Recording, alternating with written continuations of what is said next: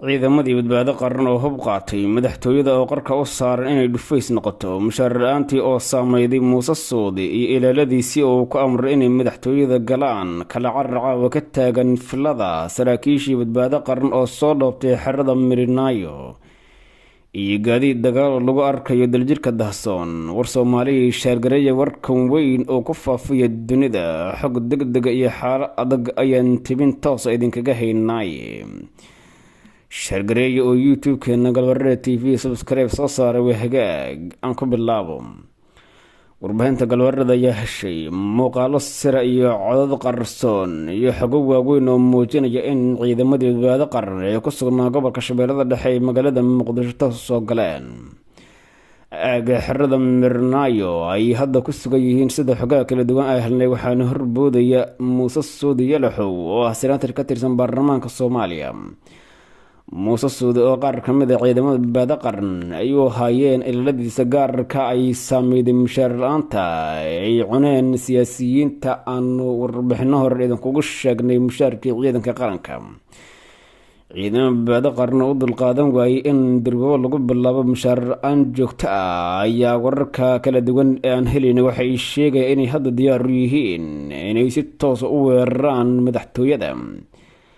iyagoo la xiriiray kooxda xasan sheekh maxamuud ee filada ku sugan kuna wargeliyay haddii aan mushaarkooda la siinin in aanay dagaalka joojinayn. ciidamo ayaa lagu arkayaa magaalada muqdisho qaarkood waa macawiisley halka sidoo kale gaadiid kala duwan lagu arkayo aagga daljirka dahsoon ilaa iyo mirinaayo. xaalad adag ayaa taagan waxaana bilowday dhaqaaqa ciidan oo ay badbaado qaran wado iyadoo markaasi wacd ay ku mareen saraakiisha hogaaminaya in filada ay gelayaan haddii aanay ka helin dowladda mushaarka ay xaqa u leeyihiin. muuqaalada iyo codkaan helnay ayaa waxay muujinayaan sida ay kooxda badbaado qaran hadda diyaar ugu tahay inay dagaal toosa la gasho mid ka mid a hogaamiyeyaashii aas-aasay xasan sheekh maxamuud oo hadda mushaar la-aan dhigay. sidoo kale waxaan idin haynaa cod laga duubay senatar muuse suudi yalaxo oo ku amray ilaaladiisa gaarka inay hubka qaataan oo ay ciidanka badbaado qaran ku biiraan ayna xuquuqdooda awood ku soo ceshadaan. codka oo aanu idiin soo gudbin doono ayuu muuse suudi waxa uu ku leeyahay kaca oo u dagaalama xuquuqdeena ciidamadan dhinac ka raaca anigu mushaar idinma heli karo sababtoo mushaar la ima siin dowladda ayaa mushaarkiina bixinaysay iyadana waxba imay soo gaarsiin. waxaan dareemayaa in mushaarka uu ka wada maqan yahay ciidamada ee istaaga oo xaqiina u dooda kuna biira ciidamadan gaduudka bilaabay ee badbaado qaran oo raba in ay markaasi kooxda xasan sheekh maxamuud awoodo xoolahooda uga soo dhacsadaan. garab ayaan idin siinayaa gaadiid ayaan idin hayaa sidoo kale hub ayaan idinku taageerayaa ee istaaga ayuu leeyahay qaar ka mid a ilaaladiisa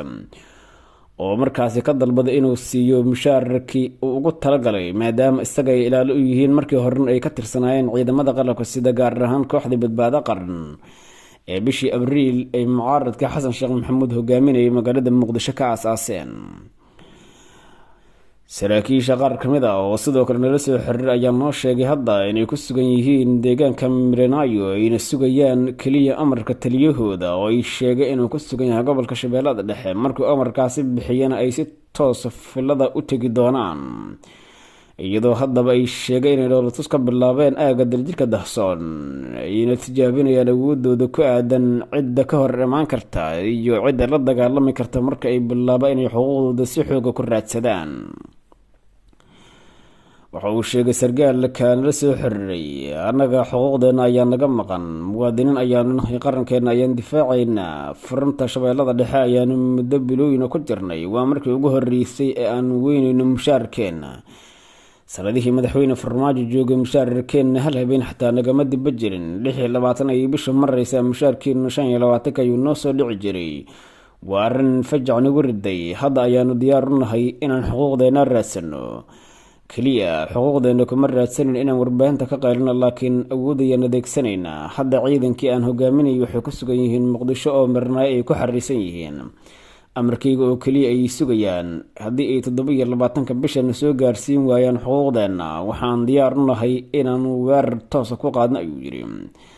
sarkaalkan ayaa sidoo kale nala wadaagay xog ku aadan inay heleen qorshayaal ay kooxda xasan sheekh maxamuud damacsan yihiin oo ay rabaan inay mushaarka ciidanka lacag ahaan u isticmaalaan koox madaxweynaha dabada ku haya oo raba inay curyaamiyaan dowladnimada soomaaliya. sarkaalkan ayaa sidoo kale noo sheegay in waxa keliya ay ku taamayaan ciidamadu ay tahay inay iska ilaaliyaan dhagaraha kooxaha doonaya inay soomaaliya qarka u saaraan xaalo adag iyo inay ciidanka xuquuqdooda duudsiyaan, arrintaas oo uu sheegay inay khatar ku tahay jiritaanka soomaaliya iyo dagaalka lagula jiro kooxaha argagixisada oo hadda diyaar u ah in ay si toosa dagaal ula galaan ciidamada dowladda federaalk soomaaliya. madaxweyne maxamed cabdulaahi farmaajo ayuu ku ammaanay inuu ahaa madaxweynaha keliya ee ay ku abaaldhaceen, laakiin isagu ahaa ninka keliya ee ciidamada garab istaag iyo geesinimo u muujiyey markii aan badbaado qaran ku biirayn oo ay kooxdan mucaaradkan adeegsanayeen. koley arrimo qabiil ayaana qaaday, laakiin madaxweyne farmaajo ka wanaagsanna muu soo marin. mushaarkeenu xilligan oo kale ma u gaari jirin. waxaase ku faraxsannahay inaan weli leenahay awooddii iyo midnimadii aanu dagaalka xilligaasi ku bilownay, haddana kooxda meesha qabsatay ayaan ka saaraynaa. wax walba oo aan adeegsan karno waan adeegsanaynaa hadduu allah awoodliya raalli ka noqdo, ayuu yidhi sarkaalkan nala soo xiriiray. sidoo kale waxa uu noo sheegay in marka ay bilaabaan howlgallada ay markaasi kusoo beeri doonaan ciidamada soomaaliyeed oo idil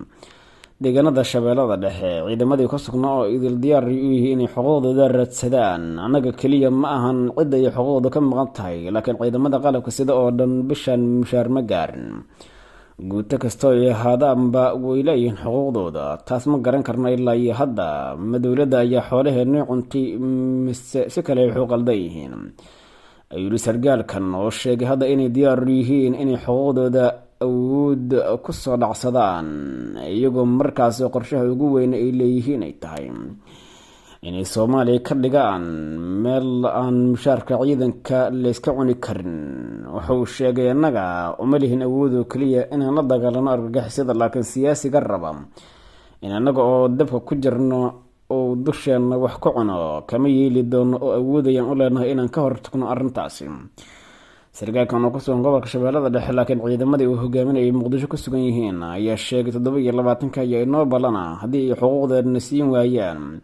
xabadda waxay ka bilaaban doontaa filla soomaaliya gudaheeda. warar kala duwan ayaa sheegaya in fillada lagu kala cararayo hadda